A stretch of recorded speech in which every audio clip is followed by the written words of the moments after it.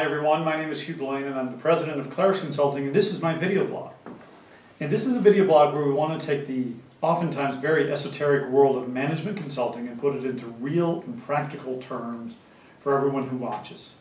So I'm going to jump into the deep end of the pool with this video blog because I want to ask you a question right out of the chute. How many of you have been really, and I mean really, frustrated with someone that you either work with, live with, or do business with? Now, whenever I ask that question in large groups, there's typically about 90% of the people who raise their hands and say, absolutely. And what I do is I drill down a little bit, and I'm going to ask you to do the same thing. So what is it that makes you frustrated when you work with other people?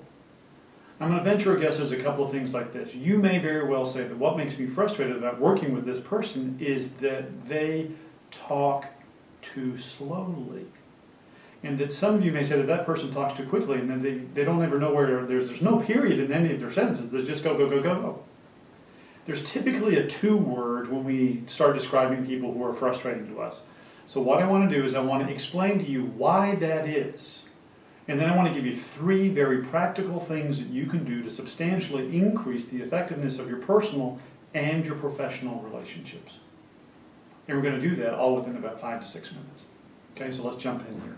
So let's go back to that whole thing around behavior. So what we do is we typically look at people's behavior and we say that they are to something. So whatever it is. I believe that there are two words that you need to fundamentally understand at a pretty core level to understand people's behavior. And once you do that, then what happens is a whole world of other opportunities and other options about how to interact with those people where they're not as frustrated and you're not as frustrated. So let's talk about those two words. So the first word is beliefs. You know, we all have them, and the developmental psychologists will say that our core beliefs are fully shaped and formed by the time we're 5 to 7. Now, whenever I think about that, that makes me really nervous because that means that I'm a 50-year-old man walking around or driving around with a 5 or 7-year-old driving the car.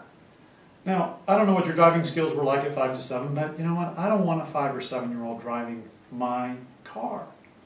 So here's the interesting thing. Our core beliefs, if they're fully shaped and formed by the time we're 5 to 7, come from our parents, our grandparents, ministers, rabbis, teachers, coaches, whatever it may be. And the experience that we had with that individual is then somehow or another indelibly marked in our brain. And we either remember it in a positive way or we remember it in a negative way. Let me give you an example. I'm a native-born Scotsman, and I was born into a fairly wealthy family by my mom and dad. And the Scottish economy had a big downturn in the 1960s, and I remember distinctly, at about 6 years old, someone knocking on the door and my mother screaming. And the reason why she was screaming is because someone had come to repossess our furniture. Our family was in really bad financial shape. So the belief that is formed in me now is that I got to have financial security and I've got to do everything I can to make sure that what happened to my mom doesn't happen to me. And I'll ask you this, do you think that that belief shows up in my behavior somewhere at certain times? Absolutely. So those core beliefs, fully shaped and formed by the time we're 5 to 7, are things that we need to understand for us as well as for the other person. Now, there's another piece, another word that I want to talk about, which is the word perceptions. You and I, human beings, are perceiving machines. And we go into every single interaction with these two eyes and our ears and whatever it may be, and we go into situations to try and learn as much as we can about them.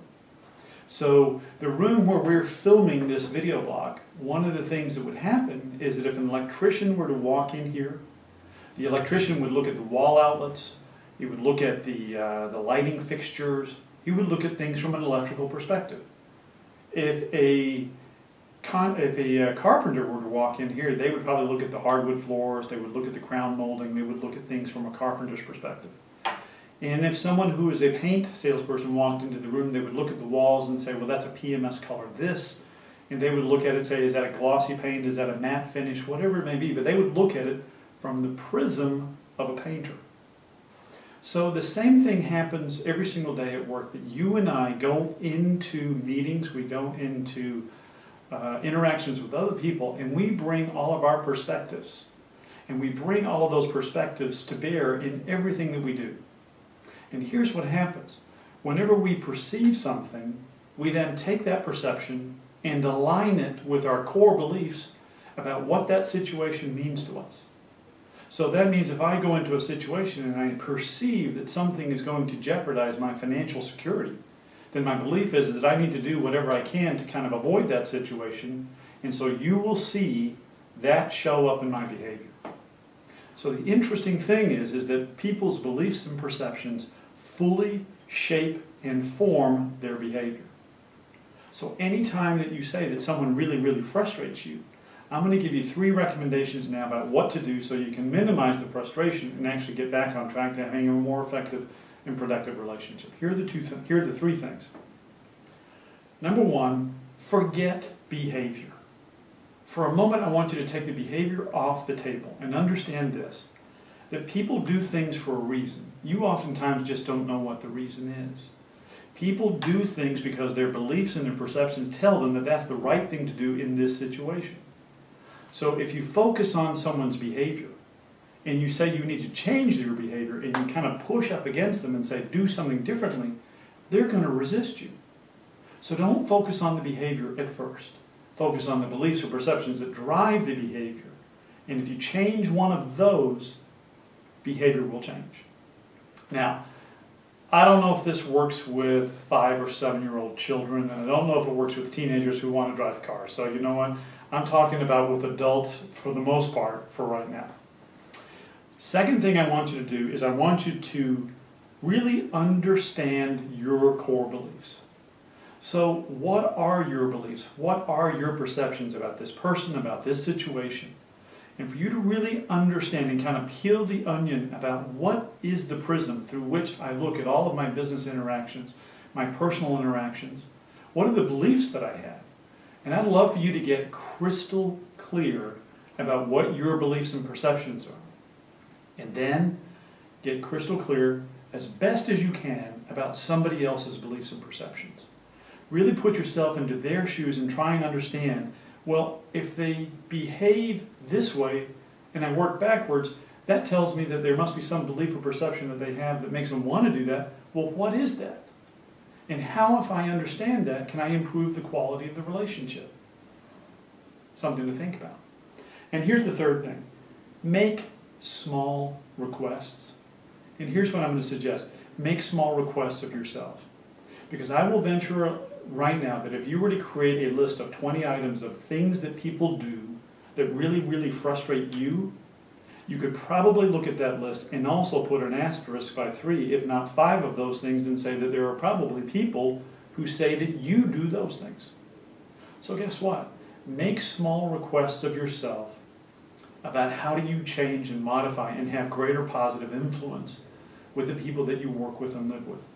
Don't make it a global, we have to go from point A to point Z all in one day. Don't do that. Just small baby steps, just for right now. Now, let me kind of close up with this, which is that this concept of beliefs, perceptions, and behavior has a huge impact for leaders and for team members. Is that when leaders call me and they say, Hugh, I cannot get people to do what I'm asking them to do, I always work backwards and say there's a core belief in there somewhere. There's a perception as to why they're not. Let's go figure out what that is. So I'm going to invite you into a conversation and say, you know what, go to our website and tell me what frustrates you about working with people. You know, what is it that just drives you crazy? And then I also want you to just give me some feedback. When you asked yourself the question, did you really understand your beliefs and perceptions? Just tell me what that question was like for you. I want to engage you in a conversation, and so we'll have some blog posts on the website, and there will also be some articles that will support this particular blog post. So anyway, that's it. I hope you have a fabulous day, and I talk to you soon.